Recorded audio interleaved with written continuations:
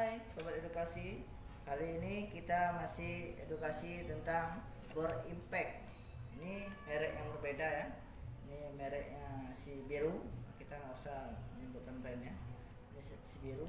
Harganya kalau di pasaran kurang lebih 2.300.000. Kenapa mahal? Saya kurang paham.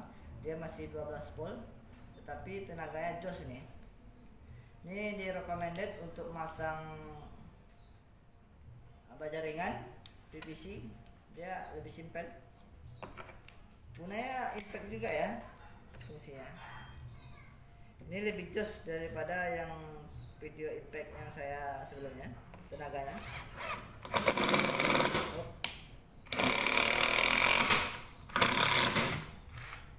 Oke ya, lebih jos dia.